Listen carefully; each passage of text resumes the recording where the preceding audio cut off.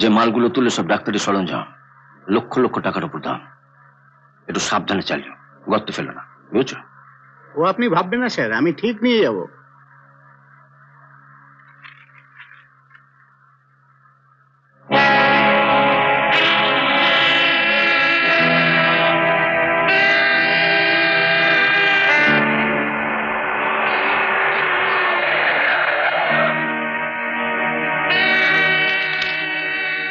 কি হলো?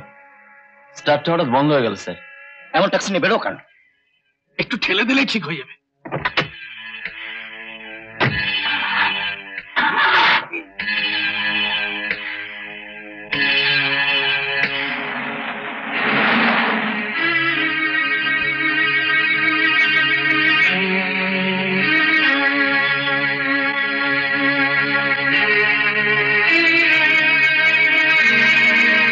কিছু যদি মনে না করেন স্যার। আর বলতে হবে না, আমাকে ঠেলতে হবে তো। একটু যদি হাত লাগিয়ে দেন স্যার। এই ঠেল ঠেল।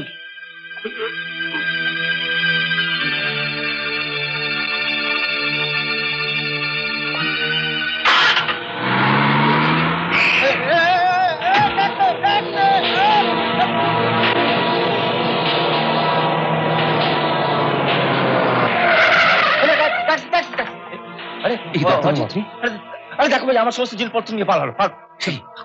দামি জিনিস, চলুন।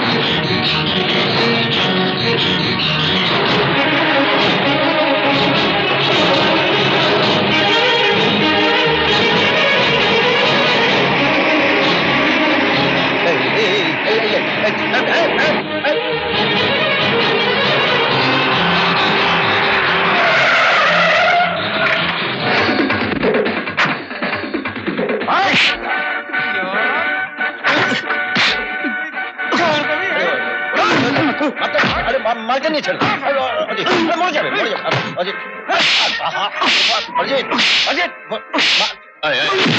কি হচ্ছে ভাই? কি হচ্ছে? কি হচ্ছে? কি হচ্ছে? চল চল চল। হ্যাঁ, 2 নম্বরই হচ্ছে। 2 নম্বরই হচ্ছে। চল চল।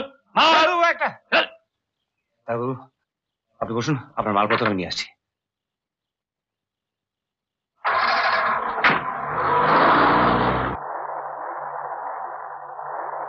তুমি জায়গা আমার কত বড় উপকার করলে।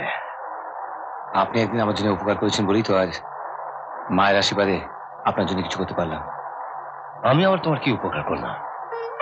ব্যাংক হঠাৎ করে আমার মতন একজন অচেনা লোককে 3 লাখ টাকা লোন কি করে দেয় বলুন?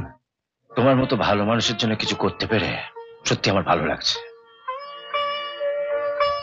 তুমি হয়তো শুনে থাকবে যে একটা কার অ্যাক্সিডেন্টে আমি আমার স্ত্রী এবং ছেলেকে হারিয়েছি। তাই তোমার ছেলে চাঁদুকে দেখলে আমার নিজের ছেলের কথা মনে পড়ে। ও আজ বেঁচে থাকলে চাঁদের বয়সী হতো।